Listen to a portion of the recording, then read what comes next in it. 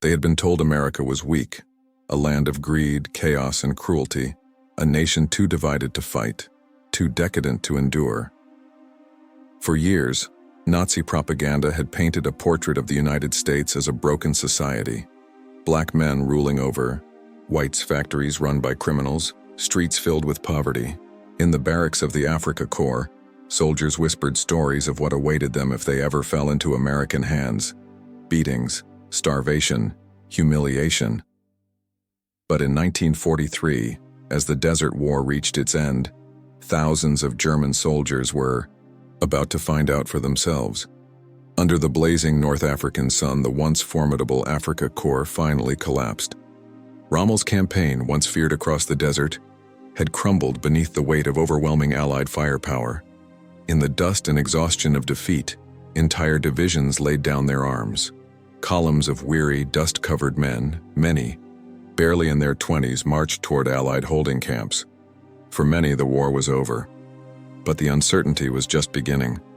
Across the Atlantic Ocean, on the far side of a world most had only seen in flickering propaganda films, stood the United States, a place as alien as the moon. For these men, the idea of captivity in America was more terrifying than the thought of dying on the battlefield. Temporary camps sprang up on the edge of the battlefield, crude barbed wire enclosures filled with the defeated. The men huddled under makeshift shelters, eating thin soup and stale bread, wondering what their fate would be. When the orders came, trucks rolled in, engines growling in the heat. Guards herded them aboard with curt efficiency. The convoy snaked, its way to the coast toward the waiting ships. The vessels were Liberty ships, mass-produced cargo haulers that had become the backbone of Allied supply. Built for freight, not for prisoners, they now became floating cages. Below deck, the air was stifling. Hundreds were packed shoulder to shoulder, their equipment stripped away, the wooden floors creaking with every movement. Somewhere above, them American guards paced, rifles slung casually over their shoulders. Hans, a young infantryman from Bavaria, later wrote to his family, "We thought we were sailing to hell." No one spoke of home. No one dared to ask what waited for us on the other side. For the Germans, this was the beginning of a journey into the unknown. What lay ahead would not be the nightmare their leaders had promised, but something stranger. Something that would shatter myths, break certainties, and leave memories that lasted for the rest of their lives. Below deck, the world dissolved into darkness, heat, and the restless groan of steel. The Liberty ship carried them steadily westward, its engines thudding like a heartbeat through the hull. The men lay packed shoulder to shoulder, their boots stacked in corners, their breath thickening the stale air. Time began to lose its shape. Hours blurred into days. Daylight meant nothing down here. There was no horizon to follow, no sun to rise or set, only the dim glow of lanterns and the endless churn of the ocean. The journey across the Atlantic was dangerous for everyone, even for those in chains. German U-boats prowled the waters, searching for Allied convoys to tear apart. Ironically, the men locked below feared their own navy more than their captors. A single torpedo striking their ship would send them all to the bottom, anonymous casualties of a war they no longer fought. At night, when the ship zigzagged to confuse the hunters lurking beneath the waves, silence would fall across the hold. Every groan in the timbers felt like a warning. Every distant thud of depth charges reminded them how thin the barrier was between captivity and death. The smell became a constant presence: salt, sweat, damp wood, vomit. Seasickness spread quickly. Buckets overflowed. The ship rolled from side to side, tilting hammocks and stomachs alike. Hans later wrote, "It felt as if the floor itself breathed. One moment it lifted us, the next it dropped away." Some men laughed in brief fits of hysteria. Others sat with their backs against the steel walls, eyes unfocused, their thoughts drifting to places far beyond the Atlantic. Above them, guards walked the deck in the cold wind.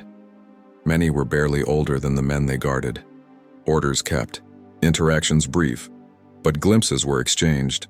An American sailor humming a tune, another wiping grease from his hands, their lives continuing with casual ease. Those fleeting moments pierced through the prisoner's dread. For the first time, They saw their captors not as faceless monsters, but as men of flesh and blood. Rumors traveled quickly in the confined darkness. Some claimed the ships were heading for Alaska, where the prisoners would freeze to death in labor camps. Others whispered they would be paraded through American streets like trophies. Every bump, every unexplained noise, became fuel for speculation. Anxiety spread through the hold like a living thing. And yet, amid this unease, cracks began to appear in the wall of lies they had been told. The first surprise was the food. The meals, though simple, bread, beans, soup, were warm and generous compared to the rations they had known in the last days in North Africa. Cigarettes appeared occasionally, tossed down to them from above. For men braced for beatings and starvation, this was disorienting. It wasn't kindness, perhaps, but it was something they had not expected. Order without cruelty, discipline without humiliation. Carl, one of Hans's comrades, managed to exchange a few words with an American sailor in broken English. "Why food?" he asked through the grates. "Why this?" The sailor shrugged. "Because you're prisoners, not animals." Carl would remember those words for the rest of his life. Years later, he would repeat them to his grandchildren, as the moment when the world he thought he knew began to unravel. For others, it was harder to accept. Skeptics muttered that this was a trick, a softening before the real punishment began. The debate became a quiet rhythm in the dark, hope on one side, suspicion on the other. As the days passed, the routine settled in. Bread in the morning, soup at midday, another meal in the evening. Lanterns dimmed at night. Conversations dwindled to murmurs. A few men tried to mark time by scratching lines into scraps of cardboard, counting the days. Others hummed old songs from home to steady their nerves, but nothing could anchor them completely. The sea stretched endlessly around them, unseen but ever present. Storms swept over the convoy in the second week. Waves slammed against the steel hull with the sound of distant artillery. The ship heaved and pitched, tossing men from their hammocks, knocking buckets over, sending water trickling across the floor. In the darkness, some prayed. Others laughed bitterly, muttering that the Atlantic would finish what the Allies had started. But the ships held. The Liberty Fleet, built for endurance, carried on. Hans remembered a night when the air in the hold had grown unbearably hot. Then, without warning, a guard lowered a bucket of fresh water and spoke in a steady voice. "Drink slowly." That simple moment, almost invisible against the backdrop of war, became etched in the memories of those below. For the first time, Hans thought, perhaps we are not sailing to hell after all. Above, the convoy cut through gray waves, a steel procession, moving toward a distant shore. Below, hundreds of men sat with their backs against the walls, carried by forces larger than themselves, by war, by fate, by the engines pounding through the night. They did not know how long the journey would last. They did not know what awaited them when the hatches finally opened. Some imagined brutal camps, others imagined fields of snow, endless labor, humiliation. A few dared to hope for something better.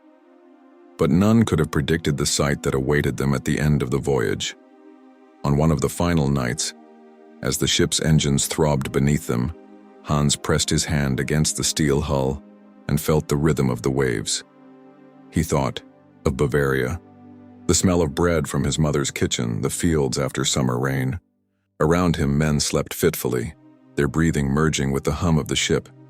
He whispered quietly to himself, "Where are we going?" No one answered. The Atlantic crossing was not a battle. It was not a triumph or a defeat.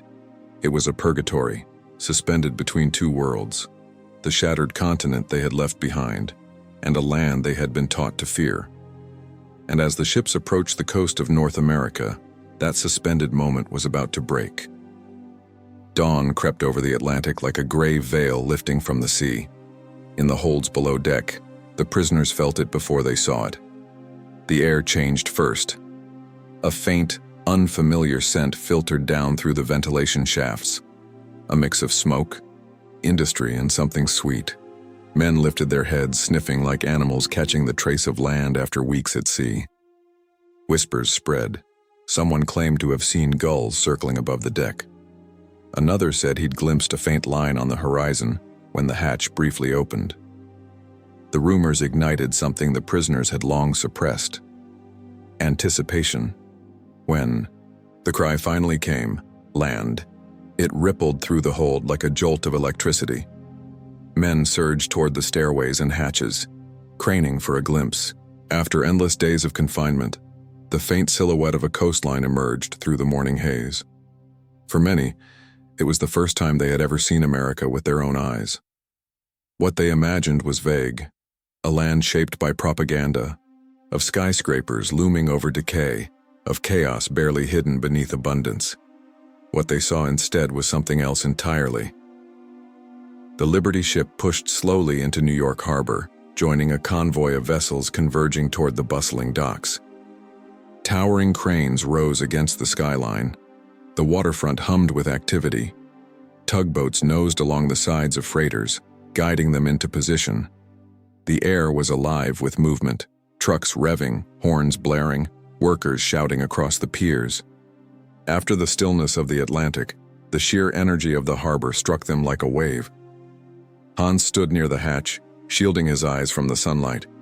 Around him, men squinted and whispered to each other, stunned. Carl, beside him, muttered, "Look at this. They act as if there is no war here." He wasn't wrong. Compared to the bombed-out ports of Europe, New York Harbor seemed untouched, almost impossibly intact. Warehouses lined the docks in perfect rows, cargo ships unloaded, mountains of crates and supplies with mechanical precision, forklifts and cranes moved with practiced rhythm. It was abundance in motion. For years they had been told that America was crumbling under its own excess. Yet here, in front of their eyes, stood proof of something entirely different. The skyline rose behind the docks, a jagged line of towers and buildings glittering in the morning sun. No bomb scars, no craters, no smoke rising from ruins. Streets were visible between the warehouses, filled with cars, people, and a sense of normal life. As the hatches were thrown fully open, sunlight flooded the hold. The prisoners climbed slowly up onto the deck, blinking against the brightness.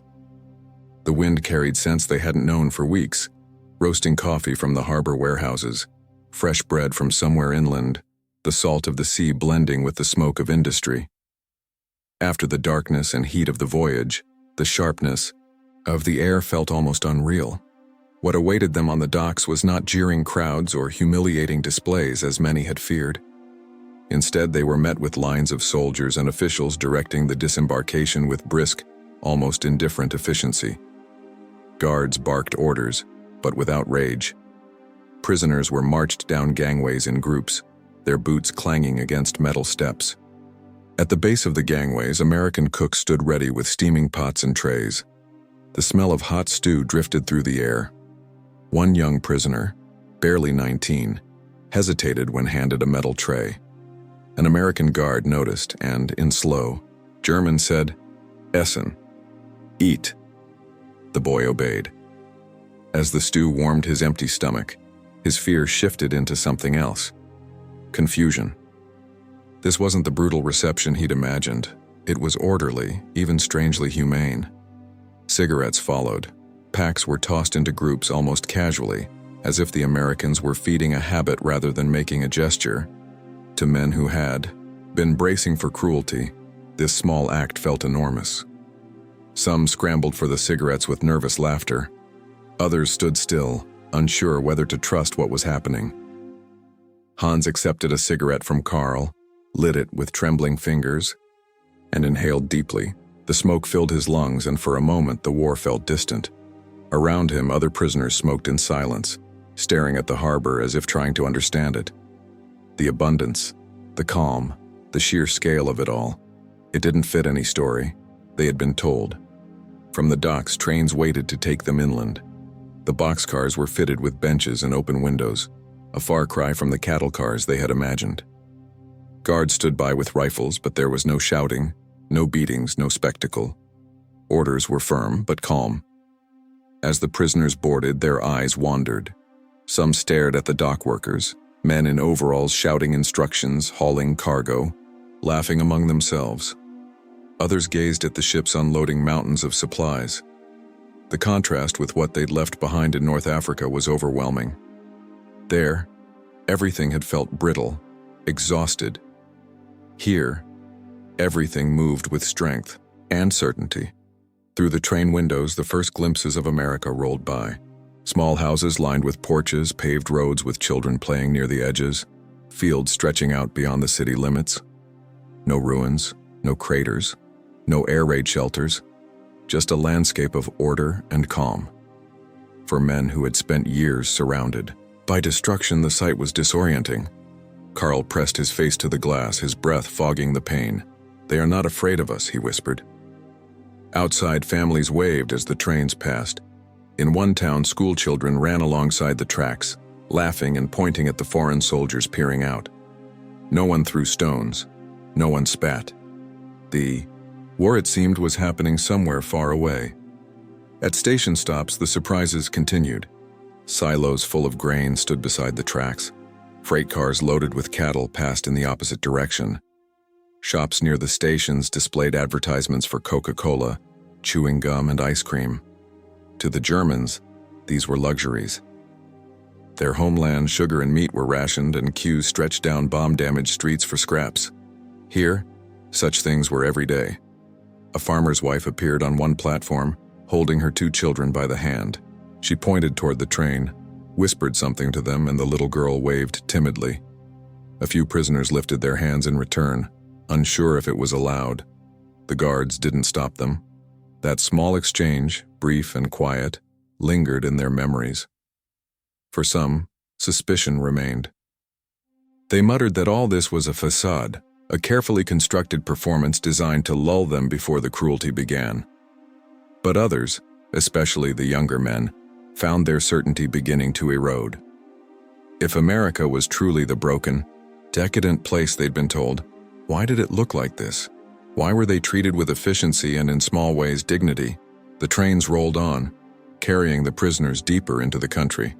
Every mile pulled them further from the Europe they had known. The conversations in the carriages shifted from fear to disbelief, from defiance to uneasy curiosity.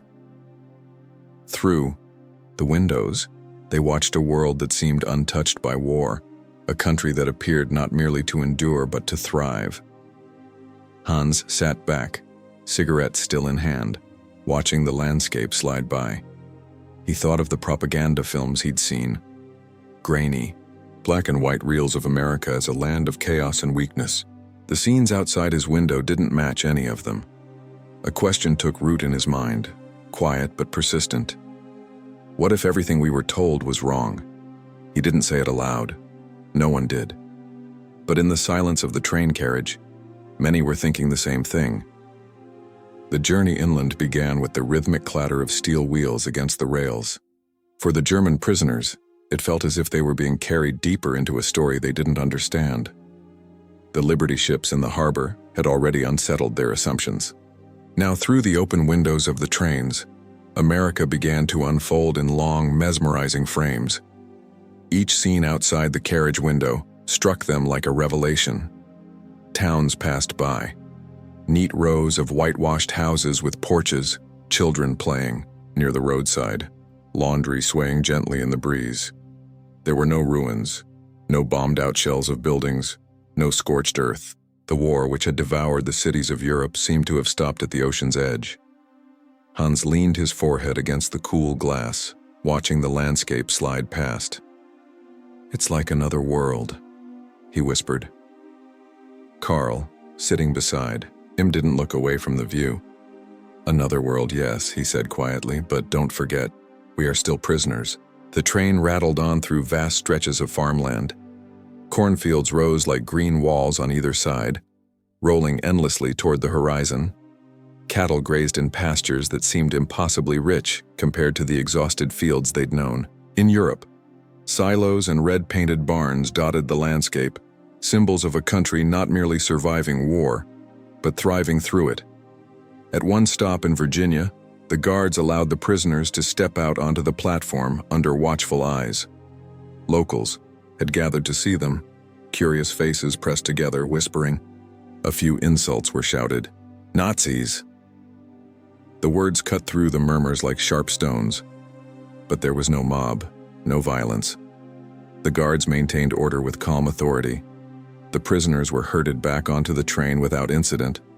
It wasn't kindness, but it wasn't cruelty either.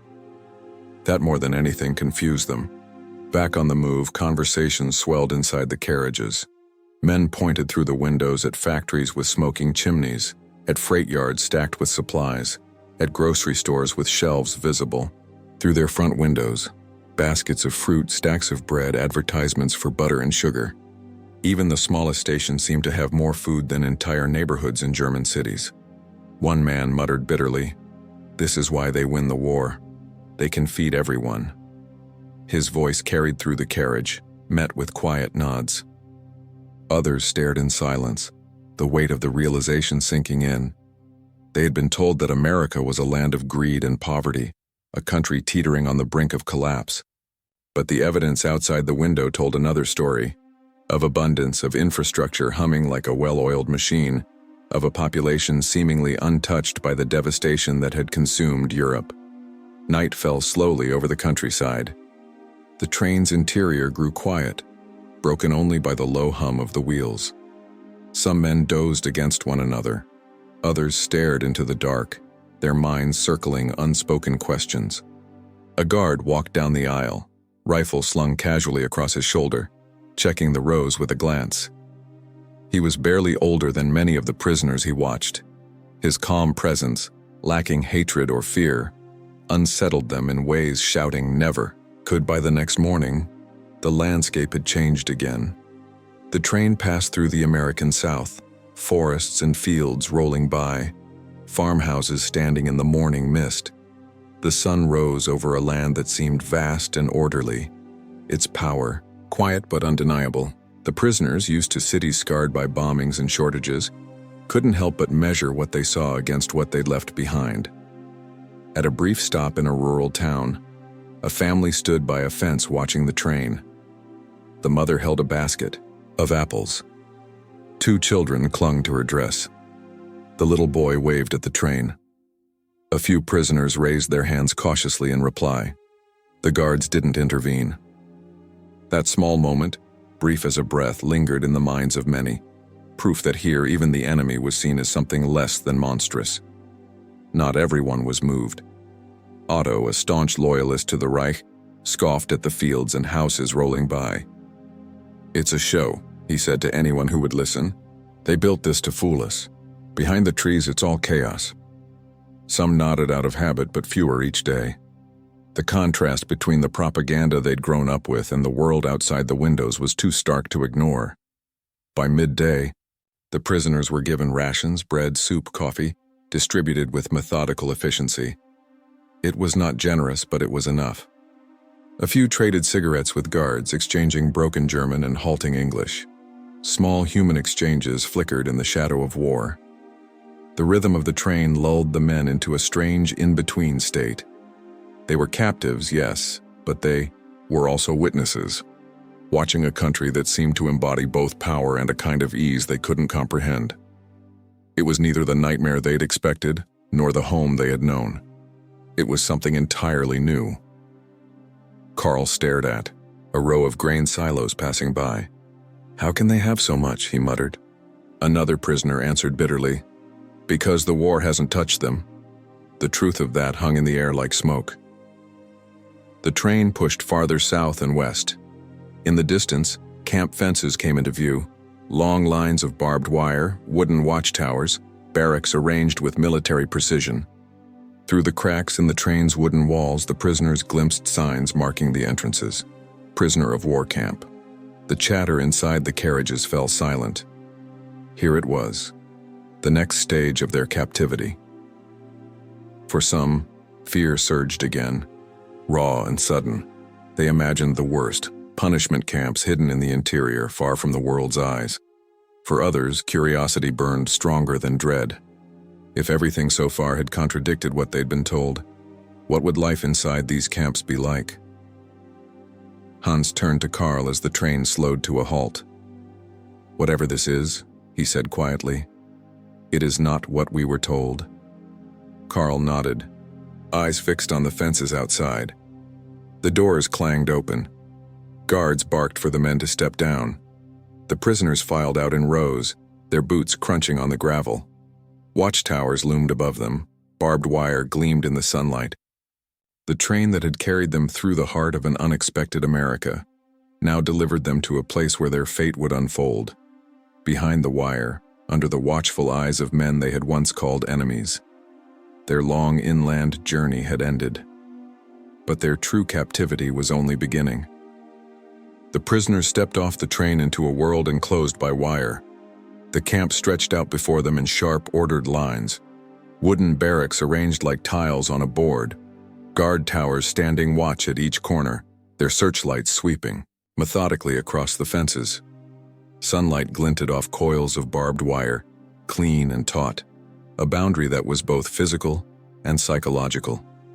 The journey across an ocean and through a strange, abundant country had ended here, in a place designed, not for punishment but for control. For many, this was the moment they had dreaded. As they marched through the gates, boots crunching on gravel, fear gnawed at their stomachs.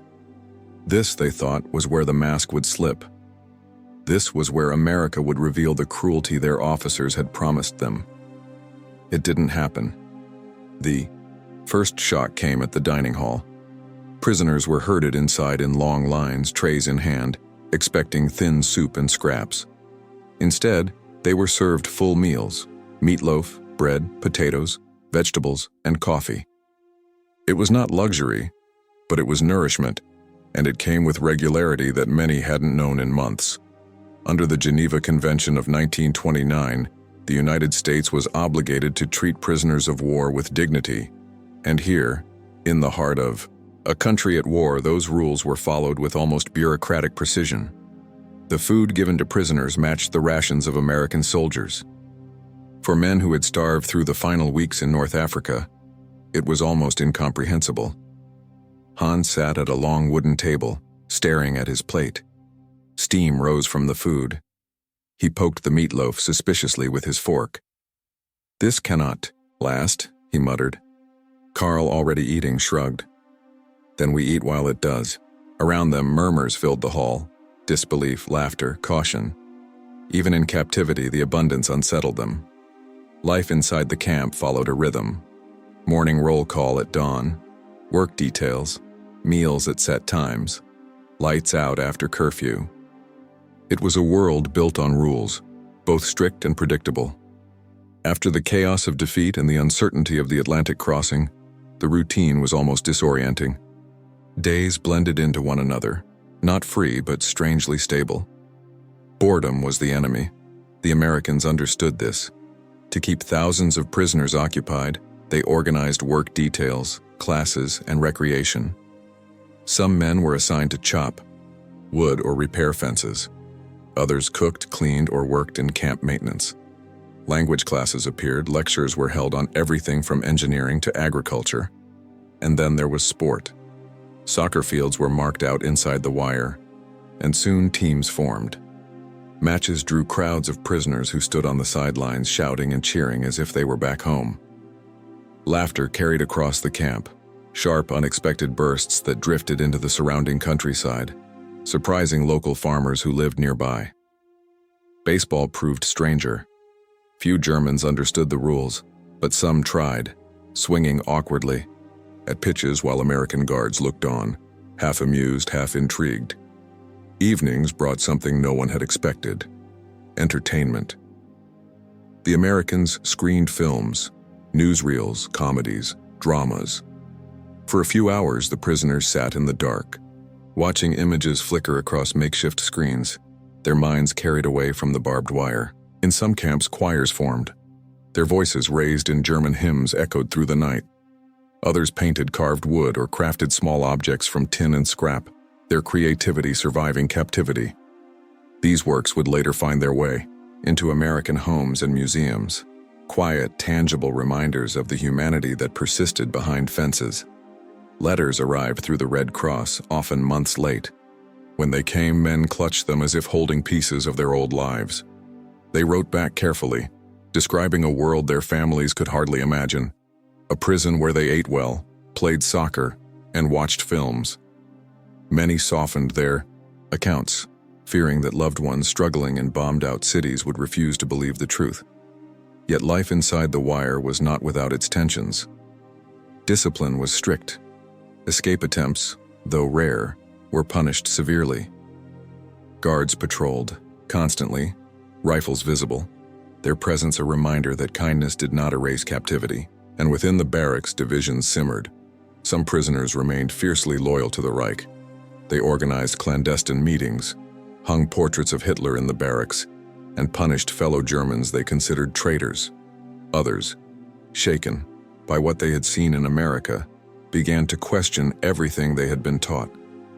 The ideological battles that split Germany now played out on a smaller stage, behind wire. One afternoon, Hans found himself in a heated argument with Otto, a hardline loyalist. Otto sneered, "Germany will rise again, you'll see." Hans pointed toward the soccer field where men laughed freely. "Look around you," he said. "If this is how they treat their enemies, maybe we were wrong about them." The confrontation nearly turned violent before others stepped in. It was a microcosm of the fractures forming in German identity as the war dragged on. Time did strange things behind the wire. For some, the camp began to feel safer than their distant homes. They knew the routine. They were fed, housed, and sheltered from bombs. Beyond the fences, the world was burning. Inside, life was suspended, neither freedom nor war, but something in between. The guards noticed the change too. At first, they kept their distance, wary and watchful. But as months passed, familiarity softened the edges. A few learned snippets of German, prisoners picked up English. Cigarettes were traded for coins or handmade trinkets. Stories were exchanged, cautiously, quietly. It was not friendship, not truly, but it was human. Hans, once wary of speaking, began to test his English with the guards. One evening, while unloading supplies under watch, he pointed at a corporal's baseball cap and asked, "You like baseball?" The soldier laughed. "Sure, you?" Hans shook his head. "We kickball, foosball." He mimed a soccer kick, and the corporal mimicked him. For a brief moment, the war receded. Two young men, born worlds apart, shared a joke about games. Such moments didn't erase the fences, but they left their mark. The image of America as a faceless enemy began to fracture. What replaced it was something more complicated. A nation with order, power, contradictions, and unexpectedly mercy. Still, the camp was not paradise. It was captivity, strict, controlled, unyielding.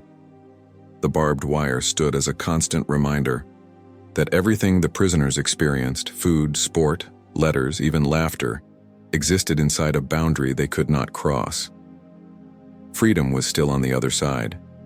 As weeks turned into months, life behind the wire became its own strange reality. The prisoners adapted not by choice but by necessity. They learned the rhythm of the bells, the language of the guards, the limits of the fence. Some grew bitter, retreating into ideological comfort. Others grew curious, their views reshaped by what they observed. For all of them, the camps became more than prisons.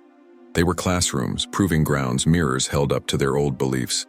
For men who had expected brutality, what they found was something far more subtle, and in some ways, far more disarming. The first time the German prisoners marched beyond the barbed wire, they expected chains. They expected armed escorts with snarling dogs, back-breaking labor, humiliation under the open sky. That was what they'd been told captivity in America would mean. But when the gates swung open and the work details formed, reality defied their expectations yet again. They were handed shovels, hoes, and baskets. No chains, no dogs. The guards walked beside them, rifles slung casually over their shoulders. The prisoners stepped out onto the roads in ordered columns, the gravel crunching beneath their boots. For many, it was the first time they had seen the American countryside beyond train windows and fences. What lay before them was vast and fertile, fields stretching toward the horizon, forests swaying in the wind, farms alive with the movement of workers and machinery. America, they quickly learned, had a labor shortage. With millions of men fighting overseas, the fields, factories, and forests still demanded hands. Under the Geneva Convention, prisoners of war could be assigned to non-military labor. The U.S. seized the opportunity. The Germans would harvest crops, cut timber, build infrastructure, and in doing so, become a small but crucial part of the American wartime machine. At first, suspicion hung thick in the air. Farmers watched the prisoners with narrowed eyes, arms folded across their chests. Some had sons or brothers fighting in Europe. Others had lost loved ones to the war. For them, seeing German soldiers on their land was an insult. The prisoners, for their part, braced for hostility. They expected spitting, curses, perhaps even blows. But what they encountered, more often than not, was something more pragmatic. Work. Hans found himself on an Alabama cotton field, the sun beating down like a hammer. The farmer, an older man with leathery skin and hands hardened by years of labor, simply pointed to the rows and said curtly, "Pick clean." The guard stood nearby, but his posture was relaxed, his rifle slung across his back. Hans bent down and began to work. Hours passed. No one cursed him. No one struck him. He was simply another laborer under the same merciless sun. The pay surprised them most of all. The U.S. Army took a portion to cover their upkeep, but prisoners received small allowances for their labor. They could spend this money in camp canteens, on cigarettes, candy, stationery, and small comforts. For men accustomed to scarcity, having pocket money in captivity felt surreal. Some wrote home about it cautiously, aware their families, surviving amid bombed-out cities, might find the truth unbelievable. Their shock deepened when they stepped into American stores during supervised errands. Shelves overflowed with bread, milk, butter, coffee, and fruit. To men from cities where food lines stretched for blocks, where mothers bartered for crumbs and sugar was a distant memory, the sight was overwhelming.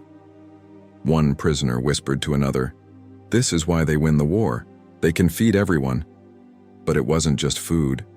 It was the small luxuries that cut the deepest. Cars parked in neat rows outside general stores, children walking home with ice cream cones in their hands, Coca-Cola bottles glinting in shop windows. To the prisoners, these things were more than consumer goods.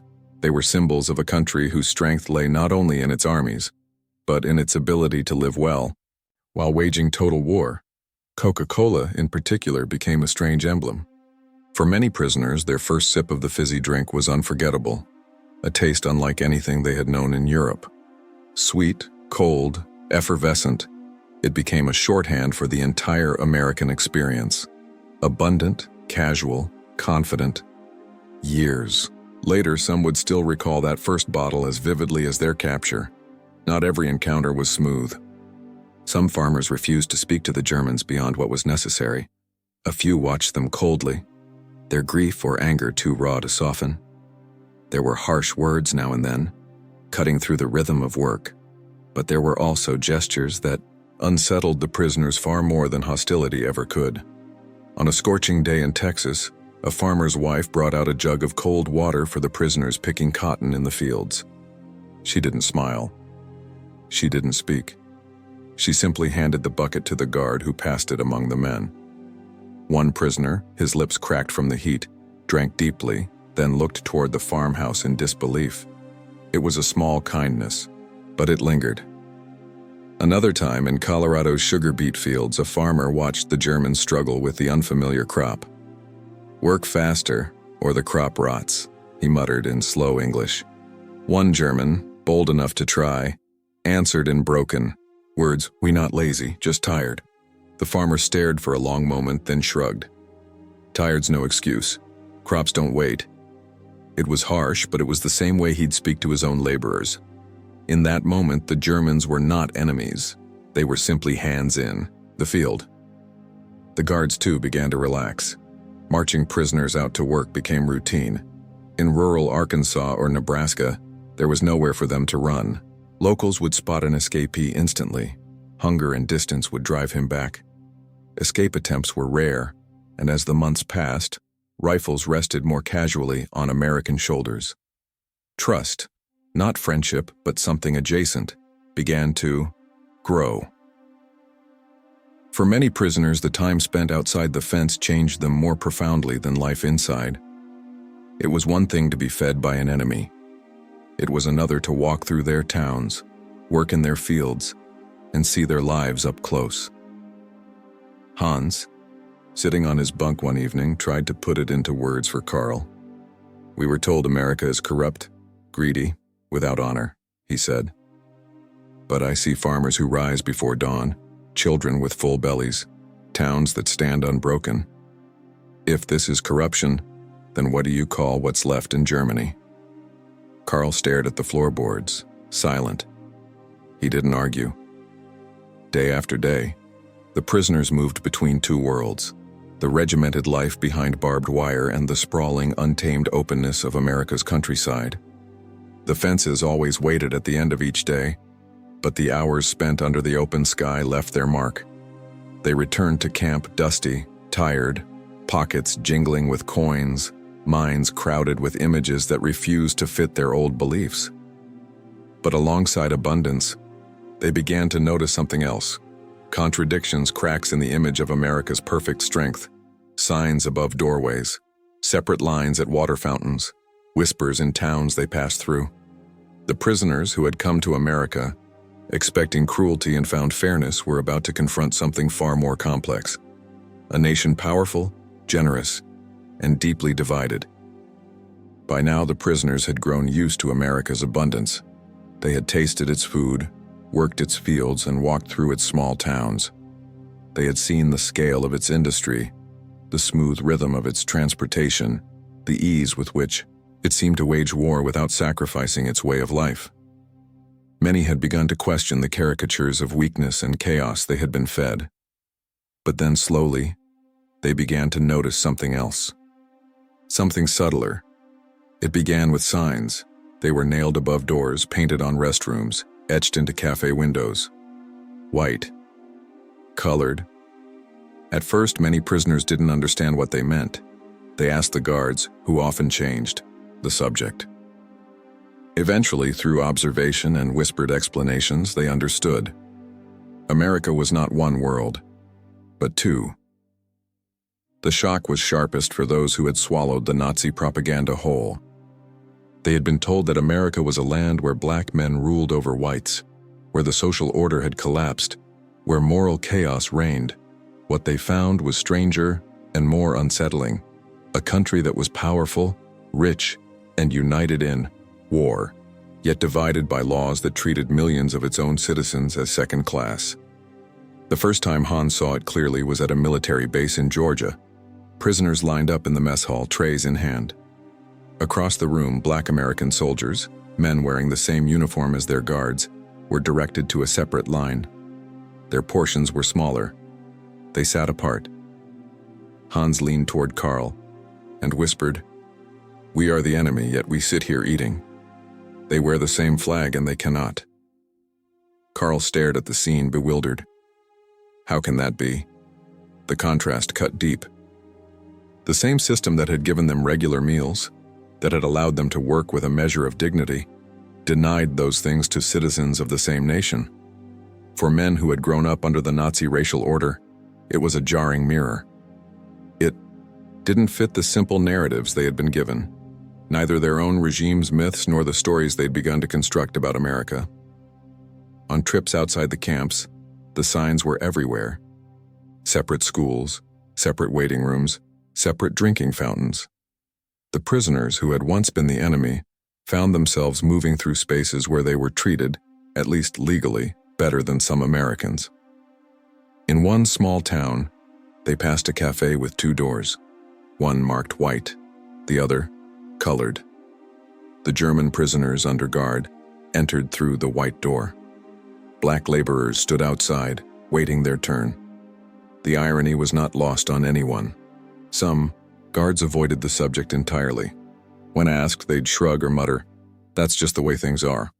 A farmer's wife, questioned by a curious prisoner about why her black field hand ate separately, simply said, "It's how it's always been." To Germans who had seen their own country torn apart by a brutal racial ideology, these glimpses into America's contradictions were both familiar and unsettling. Inside the barracks, debates began. Otto, ever loyal to the Reich, pounced on the revelations. "You see," he said one evening, his voice low but venomous, "they pretend to be fair, but their own people are treated worse than us. This proves everything we were told. They are liars." Hans shook his head. "No, Otto. It proves something else. They have power, food, safety, and still they allow injustice. It shows that even strong nations can be flawed." Silence followed. Many didn't know what to think.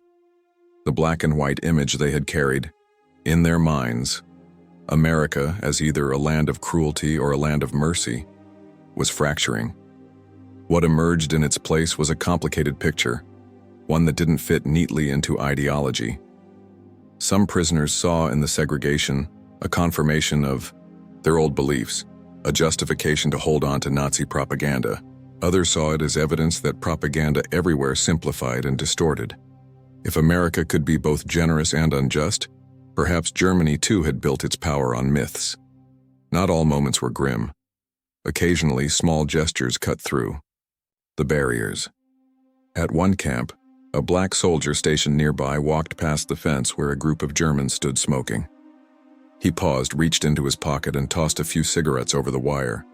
He smiled faintly, then walked away without a word. The prisoners stood silently, watching him go. The moment was brief, but it lingered. For Hans, it was proof that dignity could exist even where systems tried to deny it. The contradictions weighed heavily. For some prisoners, the realization deepened their sense of dislocation. They had left a collapsing world in Europe and found something here that was neither heaven nor hell, but something human, flawed, and powerful. It made them question not only America, but themselves. Otto clung tighter to the old certainties. "They are hypocrites," he declared. "No better than us. This is their true face." Hans answered quietly, "Maybe. But their hypocrisy still feeds their people. It builds their cities. It fights this war. What did ours build? It wasn't an argument Otto could easily win. The evidence was outside the window in the towns and fields and factories that kept moving, kept producing, even as the war dragged on. Among the guards, too, there was an uneasy awareness. Some avoided the questions the Germans asked about segregation. Others grew defensive. A few admitted quietly that the system was wrong but insisted it wasn't their place to change it. The prisoners saw these reactions, stored them away, and added them to the growing mosaic in their minds. By the second year of captivity, these contradictions had become part of their daily landscape. They no longer gawked at the abundance of American towns. They observed them. They no longer trembled at the sight of the guards. They studied them. They were no longer strangers in a strange land. They were witnesses, trying to make sense of a country that was stronger than they had been told, more generous than they had expected, and more divided than they had imagined. For some, this new understanding hardened their resolve. "Every nation is guilty," one prisoner muttered. "At least we know our sins." For others, the cracks in the propaganda became fissures. If their leaders had lied about America, what else had they lied about? What else in their world was built on sand? Hans often found himself staring through the fence at night, listening to distant trains and the wind rustling through the trees. The questions came quietly, like whispers in the dark. They didn't have easy answers, but they marked a turning point. The war had taken these men across an ocean, into the heart of their enemy's homeland. What they found there was not just power and order, but a reflection of human complexity, of strength and weakness living side by side. The contradictions of America didn't break them, but they changed them. By the second year of captivity, the shock of arrival had faded. The routines were familiar. The rhythms of camp life, roll call, work, meals, recreation, had dulled the sharp edges of fear. But what lingered most were not the structures or the fences. It was the stories. Within the wire, thousands of personal narratives unfolded quietly, moments of unexpected humanity, small acts of defiance, fleeting connections that would be remembered decades later. Official reports cataloged rations, labor statistics, disciplinary actions, but they could not capture the way two enemies laughed at the same joke, or how a piece of carved wood passed between hands could bridge a gulf wider than the Atlantic. Hans and Karl had become familiar figures in their camp, inseparable since their surrender in North Africa. They navigated captivity with contrasting temperaments. Hans was curious, drawn toward anything that might help him understand this strange country. Karl was cautious, skeptical, always watching for traps. Their friendship mirrored the divide within many prisoners, curiosity pulling one way, loyalty and fear tugging the other. One evening, while unloading supply crates under guard, Hans noticed an American corporal wearing a St. Louis Cardinals baseball cap. He pointed at it. "You like baseball?" he asked, his accent thick. The corporal looked up, surprised, then chuckled. "Sure. You?" Hans shook his head. "We kickball. Foosball." He mimed a soccer kick. The corporal laughed and mimicked the motion. For a brief moment, the war disappeared. Two young men, born worlds apart, shared a joke about games. Later, back in the barracks, Hans recounted the exchange to Karl. Karl frowned. "Be careful," he said. "They are still the enemy." Hans leaned closer. "Maybe. But enemies don't laugh at the same joke, do they?" Such encounters multiplied. Some were fleeting, others quietly enduring. In Kansas, a farmer racing against an incoming storm worked alongside a group of prisoners to harvest his wheat. The sun was sinking, sweat soaked every shirt, and the storm clouds loomed on the horizon. When the last sheaves were tied down, the farmer pulled out a jug of lemonade and passed it around without a word. The prisoners drank deeply. One of them later wrote, "I realized then that survival makes equals of us all. Enemy or not, we were men in the same field, thirsty under the same sun. Art became another bridge." Among the prisoners were craftsmen, painters, musicians, men whose talents had been swallowed by the war. In captivity, those talents resurfaced. A woodcarver from Saxony began fashioning small figures from scrap lumber, animals, boxes, delicate miniatures. He traded them with guards for cigarettes or extra rations. A painter from Dusseldorf captured the surrounding landscapes, the camp fences, the fields beyond, the American towns at sunset. Farmers who had employed prisoners sometimes received these pieces as gifts. Decades later, they would be found in attics and living rooms, mute witnesses to fleeting moments of shared humanity. In Alabama, a group of musically trained prisoners formed an orchestra. Violins, clarinets, makeshift drums, they scrounged whatever they could. On warm evenings, their music drifted beyond the barbed wire, filling the night air with German melodies. Local townsfolk gathered outside the fences to listen. Some were moved to tears. For the prisoners, those concerts were more than performances. They were proof that culture and identity endured even in captivity. Letters carried their own quiet stories. Prisoners wrote cautiously, aware that censors read every line. But between the formalities, they slipped fragments of truth.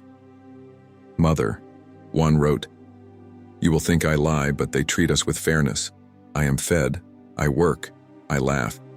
It is as though I live in another world." Families back in Germany, sifting through rubble and ration lines, often struggled to believe such letters. How could it be true that their sons, captured by the enemy, were eating better than civilians at home? For the guards, too, captivity left marks. Some admitted privately that they pitied the Germans. "They look like us," one guard confessed to a friend.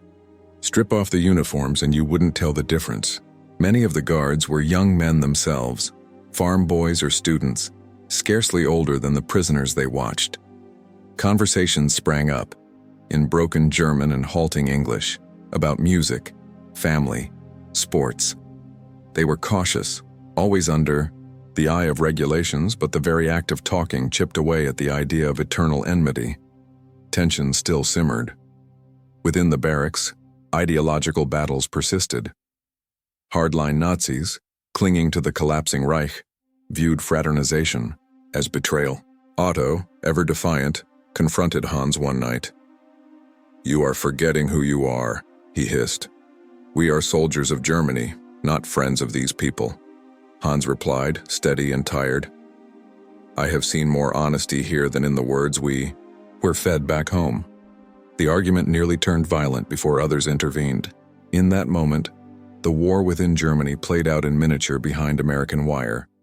Belief versus doubt, loyalty versus observation, ideology versus lived experience. Acts of empathy emerged from unexpected places. One afternoon in Texas during a blistering summer, a German prisoner collapsed in the cotton fields. Before the guards could react, a black field hand rushed forward, shading the man with his hat and helping him to his feet. No words were exchanged, but the gesture stunned everyone. For Germans who had seen segregation and its hypocrisies firsthand, the act was a quiet rebuke to the world they thought they understood. Time moved strangely. Days stretched long, yet the years slipped by. Seasons changed, soccer matches came and went, letters arrived and were answered. Some prisoners began to feel a sense of reluctant belonging to the strange, temporary world within the wire. They were not free, but they were alive, fed, and in some unexpected ways understood. For many, these small stories became the core of their memory of captivity. When the war ended and they returned home, it was not the guard towers or the fences they remembered most vividly. It was the music drifting over warm nights, the taste of cold lemonade after a day in the fields, the sound of an American guard laughing at a soccer joke. Those stories didn't erase the barbed wire or the fact of captivity, but they reshaped how many of these men saw their former enemies and in turn themselves.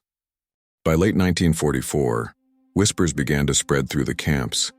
At first they came in fragments, scraps of information gleaned from letters, Red Cross bulletins, or the careless words of guards who thought no one was listening. Then the fragments became a steady current. The tide of war was shifting. Germany was faltering. News traveled slowly into the camps, but it was impossible to stop. Prisoners pieced it together from multiple sources. A guard humming, "The caissons go rolling along," after hearing of the Allied advance. A letter from home mentioning air raids in Cologne. Red Cross bulletins pinned to notice boards with terse updates. Allied forces pushed deeper into France. German cities bombed nightly. Paris liberated. For men who had lived for years under the sea, banner of inevitable German victory, the reports landed like tremors. Some dismissed them outright. Otto scoffed when he heard about the fall of Paris. "Lies," he said. "German soldiers never give up. The Führer will turn it around." His voice carried the brittle conviction of a man clinging to a story that was crumbling. Hans, by contrast, grew quieter with each new update. He had seen too much of America's strength to believe that Germany could hold out forever. The fields, the factories, the trains, the endless flow of supplies, these things spoke more loudly than propaganda. At night, lying on his bunk, he imagined his parents back in Bavaria. He pictured the narrow streets of his village, the church steeple, the fields beyond. He wondered if the house still stood, if his mother had enough to eat, if his brother was still alive. The mood inside the camps shifted. Soccer matches still took place.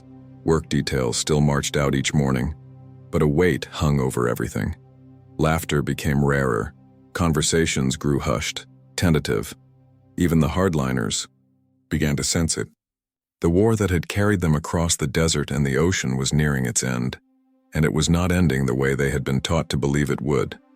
As 1945 dawned, the whispers became certainties. The Ardennes offensive had failed. The Soviets were closing in from the east. American troops had crossed the Rhine. Hitler was dead. One by one, the pillars of the world the prisoners had known cracked and fell. When the news of Germany's surrender finally reached the camps, it was not through official announcements, but through 1,000 small moments. A guard, who no longer hid his grin. A sudden silence in the barracks when a Red Cross bulletin appeared.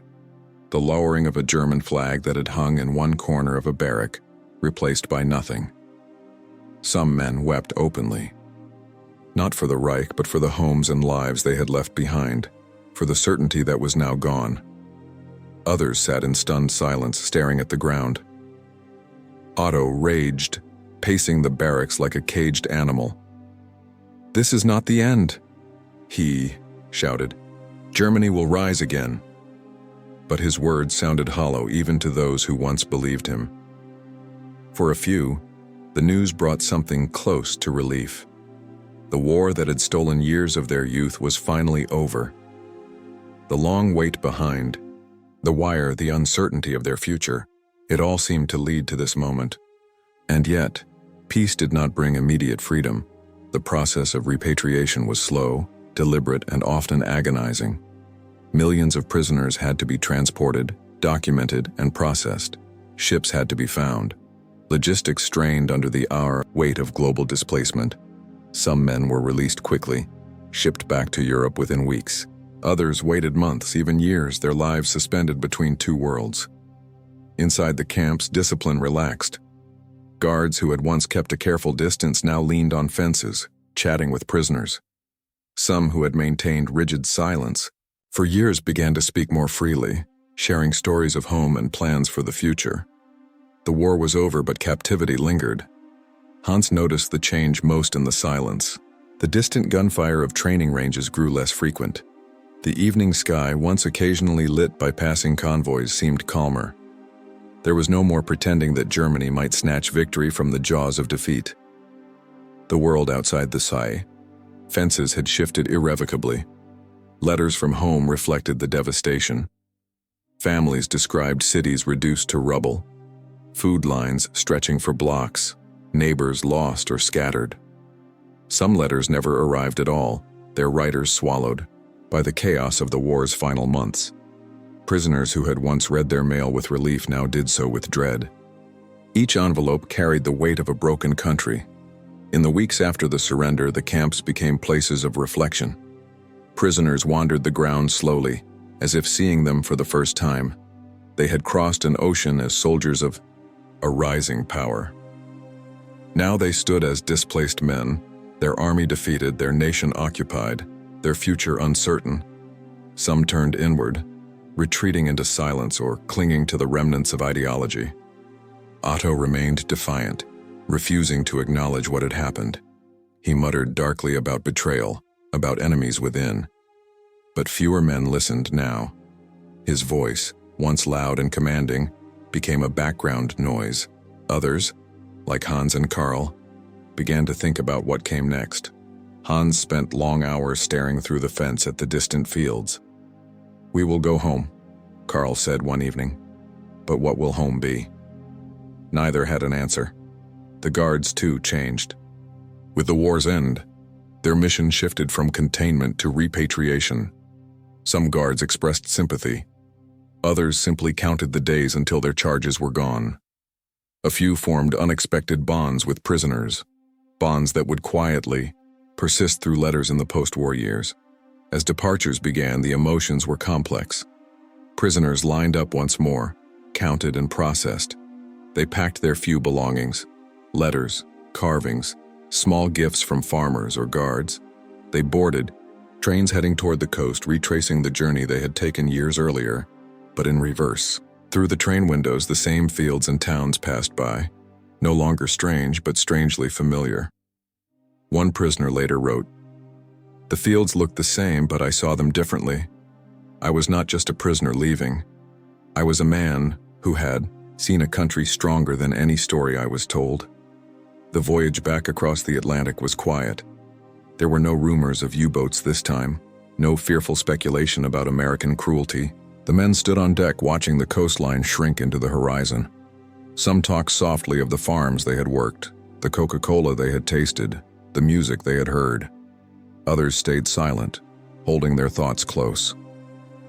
When they returned to Germany, the shock was profound. The country they left behind was gone. Cities lay in ruins. Infrastructure was shattered. Food was scarce. Families were fragmented. For many, Captivity in America had felt like a pause in the chaos. Now, the chaos surrounded them again. Hans walked through his village in Bavaria, the church steeple still standing but many houses gutted. His parents were alive but thinner, their eyes older. When he told them about the cotton fields in Alabama and the farmer who had shared lemonade, his mother shook her head. "It sounds like a dream," she said. Hans didn't argue. He knew words could never fully bridge the gap between what he had seen and what they had endured. Karl took another path.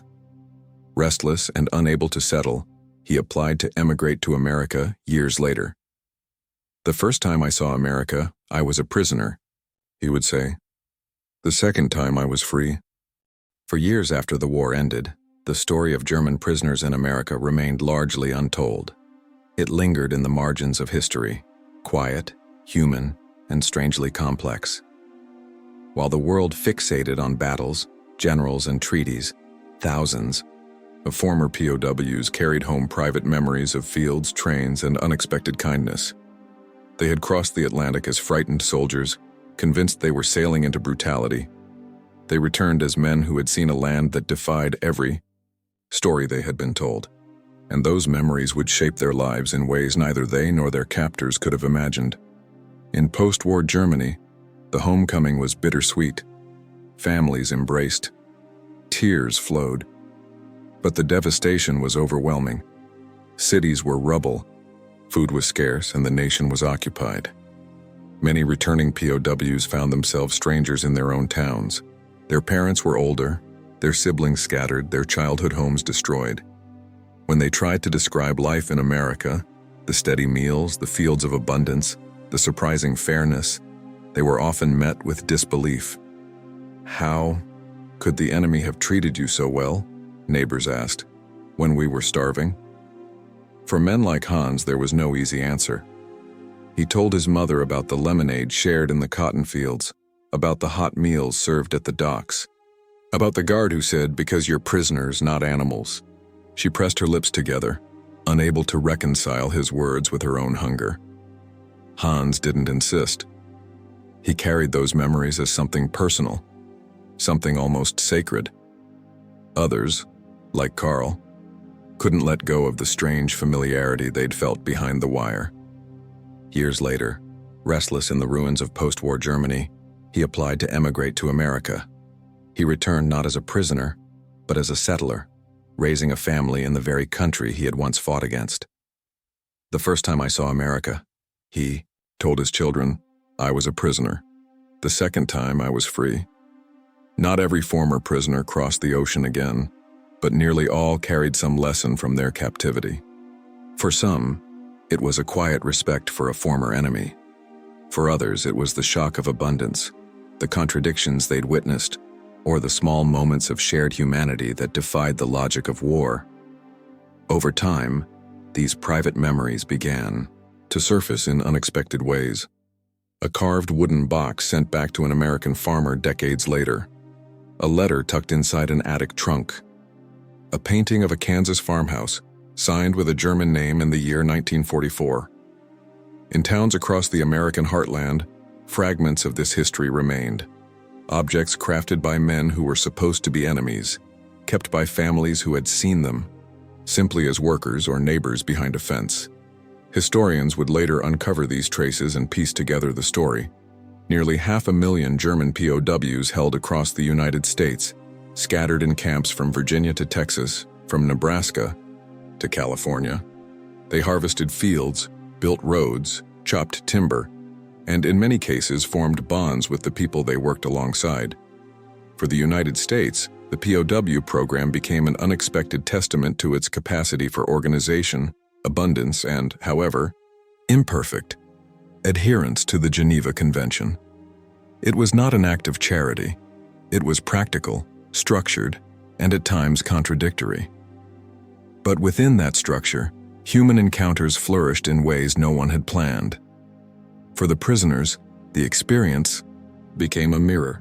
It forced them to confront the gap between the propaganda they had grown up with and the reality they had seen with their own eyes. They had expected cruelty and found discipline. They had expected a crumbling, decadent society and found a nation whose fields were full, whose factories were humming, and whose contradictions were real but lived in the open. Some prisoners clung to old ideologies, refusing to let the experience change them. Others, quietly and over time, allowed it to reshape their worldview. Many became voices against hatred in the decades that followed, telling their children and grandchildren that enemies were not always as they were painted. As the decades passed, reunions and letters surfaced between former prisoners and the Americans they had met. A guard receiving a Christmas card from a German he once watched over. A farmer's family finding a letter of thanks tucked inside a book. These were not grand gestures. They were quiet, personal echoes of a war that had brought enemies face to face, only to reveal that their shared humanity was far more enduring than their uniforms. The legacy of these camps is not simple. It exists in the tension between power and mercy, between abundance and injustice, between the brutality of global war and the quiet dignity of individual choices. For the Americans, the treatment of prisoners reflected both strength and contradiction. The same nation that provided full meals to captured Germans maintained segregated facilities for its own black soldiers. It was a nation capable of immense generosity, but also of deeply ingrained inequities. For many Germans, witnessing this duality was as shocking as the sight of New York Harbor or the taste of their first Coca-Cola. For the prisoners, those contradictions lingered. They became part of how they understood the world. They saw that nations, like people, are complex, capable of greatness and injustice in the same breath. It was a lesson far removed from the black and white propaganda of their youth. In time, these stories became threads in the larger fabric of post-war history. Some were told openly. Many remained private, passed down in fragments through families, a line repeated at the dinner table, a story shared by a grandfather near the end of his life, a memory triggered by the sight of a train rolling past a field. For Hans, the memories became part of his identity. They shaped how he viewed enemies and allies alike. He never romanticized captivity. It was still confinement, still separation from home. But he understood that in those years behind barbed wire, he had glimpsed something unexpected, the power of dignity, even in war.